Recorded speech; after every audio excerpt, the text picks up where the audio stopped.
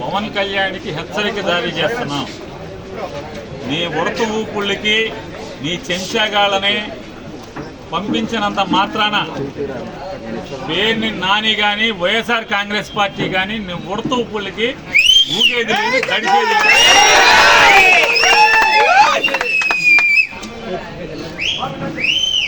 రాజకీయాల్లోకి సినిమా నటుడై 4 డ్యాన్స్లు వేసి నువ్వు వచ్చి నీ ఇష్టానుసారం ఎవరిని పడితే వాళ్ళని నోటుకొచ్చినట్టు మాట్లాడచ్చు.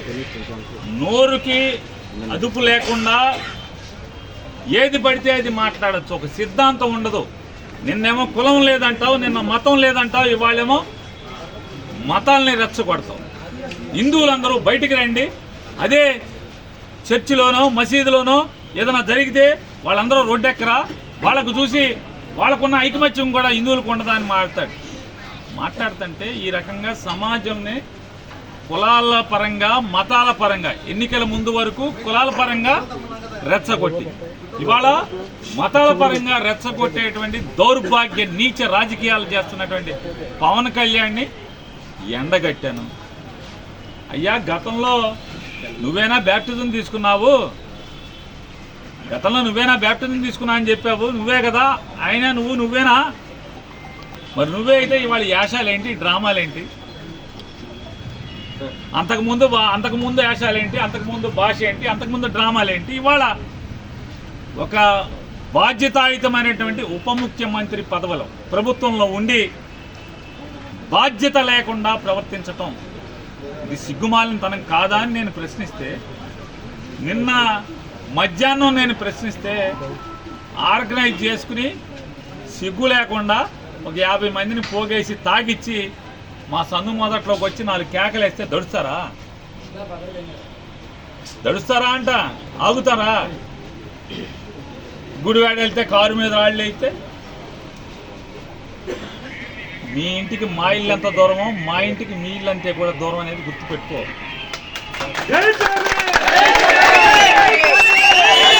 రెచ్చగొట్టి ఆర్గనైజ్ చేసి తాగిచ్చి తాగుబోతుల్ని కిరాయి రౌడీల్ని మా సందు మొదట్లో కూర్చోబెట్టి 4 అరుపులు అరిస్తే నువ్వు వాళ్ళు డౌన్ నాని అంటే ఈ మా వాళ్ళందరూ కూడా 400-500 మంది, నీ దగ్గర 50 మంది ఉంటే వాళ్ళు 400-500 మంది చేరారు, డౌన్ పవన్ కళ్యాణ్ అన్నారు.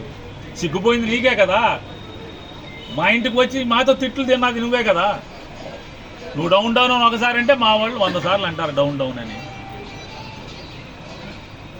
అలాగే మచిలీపట్నం పోలీసులకు కూడా హెచ్చరిక చేస్తున్నాం. ఈ రకమైనటువంటి తప్పుడు ఉద్యోగం మీరు చేయటం మొదలు పెడితే ఖచ్చితంగా బందర్లో హింసా రాజకీయాలు మొదలవుతాయి. పిల్లిని కూడా గదిలో పెట్టి కొడితే తిరగబడి ఒళ్ళంతా పీకుతుంది. మేము శాంతి కాముకులమే అవ్వచ్చు, అయినంత మాత్రాన ఈ రకంగా ఇళ్ల మీదకి రౌడీల్ని, కిరాయి మనుషుల్ని, తాగుబోతుల్ని తాగిచ్చి పంపించే పరిస్థితి వస్తే నీకు 50 మంది ఉంటే మా దగ్గర 100,000 సంఖ్యలో ఉంటారు. ఈ రకమైనటువంటి సంస్కృతే మీరు పెంచి పోషించి 50 మందిని తీసుకొచ్చి మీరు వెనకాలే పరిగెత్తుకొచ్చి వాళ్ళని పంపించి వెనకాలే మీరు పరిగెత్తుకొచ్చి వాళ్ళనేమి మేము కొట్టకుండా మీరు కాపాడినంత మాత్రాన్ని ఎన్నాళ్ళు జరుగుతుంది ఇది? మీరు పోలీసులు కనుక కాకి ఉద్యోగం చేయకపోతే బందర్లో ఏం జరిగేది జరుగుతుంది, దడవాల్సిన పని లేదు. ఏమవుద్ది అంటున్నా. తప్పుడు రాజకీయాలు కట్టిపెట్టమని చెప్పని పవన్ కళ్యాణ్కి హెచ్చరిక జారీ చేస్తాం. దడిచేవాళ్ళేడు ఖచ్చితంగా నీ తప్పుడు రాజకీయాలని, నీ డ్రామాలని, రాజకీయ డ్రామాలని, మొన్నటిదాకా కులం ఏంటి మతం ఏంటి అని చెప్పి మాట్లాడినవాడు ఇవాళ కాషాయ బట్టలు. కులం అయిపోయింది, కాషాయ బట్టలు.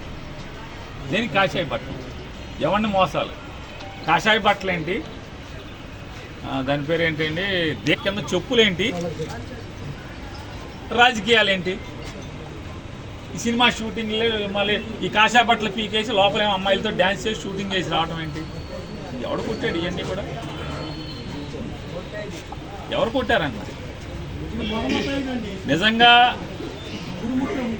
లడ్డూలో నిజంగా మలినాలు తప్పు జరుగుంటే ఈనాళ్ళు ఈ డ్రామాలు ఎందుకు మీరు అంటున్నా? మీ ప్రభుత్వం ఉండగానే కదా నూనె వచ్చింది, ఆ నెయ్యి వచ్చింది. ఆ నెయ్యి వస్తే మీ ప్రభుత్వంలోనే మీరు ఎందుకు స్వామివారిని కలంకత ప్రసాదాన్ని తయారు చేయించారు? మీదే కదా. తప్పుడు రాజకీయాలు చేస్తూ, కుల రాజకీయాలు, మత రాజకీయాలు చేస్తూ, సంఘంలో విద్వేషాలని ఈ రకంగా రెచ్చగొడుతూ పాపం మూట కట్టుకుంటున్నారు మీరు. ఇట్లాంటివి చేస్తే ఆగుతామా? బెదిరింపులు, ఇంటి ముందు దిష్టి బొమ్మ తీసుకొస్తే బొమ్మ నేను కాషాయ బట్టలు వేసి 100 దిష్టి బొమ్మలు తగలబెడుతున్నాను. ఇది సునకానందం. ఏ దిష్టి బొమ్మ తగలెడితే పవన్ కళ్యాణ్ తగలడిపోతాడేంటి? అది పేరు నాని దిష్టి బొమ్మ తగలెడితే పేరు నాని తగలడిపోతాడా? వ్యక్తిత్వాన్ని మెయింటైన్ చేయాలి. అంతేగాని పోతి పేరంటాల్లాగా మెట్లకి పసుపు కుంకాలు రాసుకుంటే ఏమవుదో? పోతి పేరంటాలు అంటారు పల్లెటూళ్ళలో, గ్రామాల్లో పోతి పేరంటాలు అంటారు. ఉందాగా శంషేర్గా రాజకీయాలు చేయండి. వాళ్ళ అధికారంలో మీరున్నారు. జనాలకు ఇచ్చిన హామీలు, జనాల్ని ఒక్క హామీ నెరవేర్చకపోగా వైజాగ్ స్టీల్ ప్లాంట్ ముందు నుంచి ఏం మాట్లాడావు? పాపం వేల మంది కార్మికులు రెక్కాడితే కానీ డొక్కాడినటువంటి స్టీల్ ప్లాంట్ ఉక్కు పరిశ్రమ కార్మికులు, వైజాగ్ స్టీల్ కార్మికులు ఏం మాట్లాడావు? నాకు ఒక్క ఎంపీ ఇవ్వండి, పార్లమెంట్ బద్దలు కొట్టేస్తానని చెప్పావు. నాకు అమిత్ షా స్నేహితుడు, మోడీ స్నేహితుడు అని చెప్తావు. వాళ్ళ స్టీల్ ప్లాంట్ అమ్మేస్తుంటే నీ దగ్గర 2 ఎంపీలు, నువ్వు ఉప ముఖ్యమంత్రి, ప్రభుత్వం ఉంది, ఒక రాష్ట్ర ప్రభుత్వం ఉంది, నీ మీద ఆధారపడి కేంద్రం బతుకుతుంది. కానీ నువ్వు కానీ చంద్రబాబు నాయుడు గారు కానీ మీ ఇద్దరు స్టీల్ ప్లాంట్ ఊసెత్తుతున్నారా? మాట్లాడుతున్నారా? ఆటికి చేసుకోండి ప్రాయశ్చిత్తాలు. పాపాలు చేశారు కదా, స్టీల్ ప్లాంట్ కాపాడుతానని సొల్లు కబుర్లు చెప్పారు కదా, వాటికి ప్రాయశ్చిత్తం చేసుకోండి. లేదా ప్రజలకి హామీలు ఇచ్చారు, హామీలకి ప్రాయశ్చిత్తం చేసుకోండి. 100 రోజులు అయిపోయింది, మీరు వచ్చి 4 మాసాలు, 120 రోజులు అయిపోతుంది. 100 రోజులు మీరు అధికారంలో కులుగుతూ, పవన్ కళ్యాణ్ గారు ఎన్నికల ముందు చెప్పారు, నేను గెలిచిన 24 గంటల్లో సుగాలి ప్రీతి చావు మీద, లేదా అమ్మాయి కనపడలేదో, చచ్చిపోయిందో, అమ్మాయి మనిషి కనపడతలేదు, ఎఫ్ఐఆర్ కేసు కట్టిస్తానన్నారు. 100 రోజులైంది, ఏది సుగాలి ప్రీతి కేసు ఏమైంది? 2014 నుంచి 19 మధ్య చంద్రబాబు నాయుడు గారి యొక్క ప్రభుత్వంలో 2017లో సుగాలి ప్రీతి మాయమైతే, ఆ అమ్మాయి అదృశ్యమైతే, ఆ తల్లి ఆ రోజు 2017లో నీ ప్రభుత్వం ఉన్నప్పుడు అదృశ్యమైతే కన్నీరు మున్నీరుగా రోధిస్తుంటే, జగన్మోహన్ రెడ్డి గారు ప్రభుత్వం ఉన్నప్పుడు డ్రామాలు చేసి ఎన్నికల్లో సుగాలి ప్రీతి కేసు ఎఫ్ఐఆర్ కట్టిస్తానని చెప్పిన పవన్ కళ్యాణ్ గారు ఉప ముఖ్యమంత్రి, సుగాలి ప్రీతి కేసు ఏమైంది? 30,000 మంది ఆడపిల్లల్ని ఇంటికి తెస్తా అన్నారు. ఏ ఆడపిల్లని తీసుకొచ్చి ఎవరికి అప్పచెప్పారు? ఎన్నికల ముందు మాట్లాడారు కదా, జగన్మోహన్ రెడ్డి గారి ప్రభుత్వంలో 30,000 మంది ఆడపిల్లలు మిస్ అయిపోయారని, నేను వస్తే వాళ్ళందరినీ ఇంటికి తీసుకొస్తానని. 100 రోజులైన దాటినా కూడా మీకు ఆడపిల్లలు మేము దృష్టి కలగట్లేదా? ఆ రోజు మాటలు కనపడతలేదా? ఏంటంటే మీ తప్పుల్ని, మీ పాపాలని, మీ మోసాలని ప్రశ్నిస్తానే ఉంటాం. మీ చిల్లరగాళ్లతో, చెంచాగాళ్లతో తాగబోయించి మా ఇంటి ముందుకి నా దిష్టి బొమ్మ తీసుకొచ్చో, లేకపోతే డౌన్లు కొట్టిస్తేనో, లేకపోతే గుడివాడలో నా కారు మీద రాళ్ళు వేయిస్తేనో తగ్గేది లేదు, ఆగేది లేదు. పవన్ కళ్యాణ్ గారికి గట్టి నీ చేతన అయితే, చిత్తశుద్ధి ఉంటే, నికార్సైన రాజకీయ నాయకుడు అయితే మంచిగా పరిపాలన చేయి. ప్రజలకు ఇచ్చిన మాటలు ఏమిచ్చారో ఆ మాటలు నిలబెట్టుకోండి, హామీలు నిలబెట్టండి, స్టీల్ ప్లాంట్ని కాపాడండి, రైల్వే జోన్ తీసుకురండి, ఇట్లాంటి బోళ్ళని చేయండి. ఎన్నికల్లో బోళ్ళని హామీలు ఇచ్చారు, ఊరూరికి, మా ఊరికి కూడా ఇచ్చారు. బందర పోర్టు అమ్మకానికి పెట్టారని చెప్పి ఊరు వాడ అల్లరల్ల మోతకే ఉంది. బందర పోర్టు సప్పబడిపోయింది, పని చేయట్లా. పని జరగట్లా, దాన్ని అమ్మకానికి పెట్టారు. కానీ పాపాలాపి మెడికల్ కాలేజీ జగన్మోహన్ రెడ్డి గారు ఆ కాలేజీకి అయ్యే ఖర్చు ప్రభుత్వం మీద భారం పడకుండా ఉంటాకి సుమారుగా 150 సీట్లలో 20 సీట్లు, అది కూడా ఎంసెట్ ద్వారా మెరిట్ ప్రకారం 20 లక్షల ఫీజు కట్టుకోండి అని చెప్పి కాలేజీ మెయింటెనెన్స్ కోసం పెడితే ఇవాళ బందర్ మెడికల్ కాలేజీని కూడా అమ్మకానికి పెట్టినటువంటి ప్రభుత్వం మీది.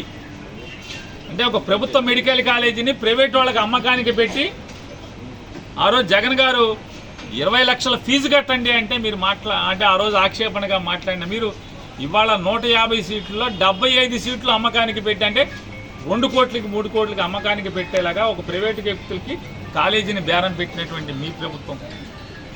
వాటిని సరిదిద్దండి, అట్లాంటి తప్పులు సరిదిద్దుకోండి. అంతేగాని లడ్డూలో ఏమీ లేకపోయినా కూడా తప్పుడు మాటలు. నెయ్యి అందుకున్నది మీ ప్రభుత్వం, నెయ్యిలో కలవలేదని మీ ఆఫీసర్ చెప్తాడు, కలిసిందని చంద్రబాబు చెప్తాడు, నువ్వు చెప్తావు, కలవలేదని చంద్రబాబు గారు కొడుకు చెప్తాడు, కలిసిందనేమో మీ ఆర్థిక మంత్రి చెప్తాడు. మరి మీరు ముఖ్యమంత్రిగా బాధ్యతలు తీసుకున్నాక మీరేసిన మీ సంతకం ద్వారా వచ్చిన ఈవో, జేఈఓ వీళ్ళందరూ ఉండంగా, మీ పాలకవర్గం ఉండంగా, మీ ప్రభుత్వం ఉండంగా నెయ్యి అందుకున్నది మీరు అంటే తప్పుడు నెయ్యిని లడ్డులో కలిపి ప్రసాదం పెట్టేశామని మీ మంత్రులు మాట్లాడతారు. ఒకడు కలపలేదు అంటాడు. ఇట్లాంటి దేవుడితో దుర్మార్గమైనటువంటి నీచ రాజకీయాలు చేసే కంటే కూడా ప్రజలకి మంచి చేసి మంచి అనిపించుకోమని హితవు పలుకుతాం.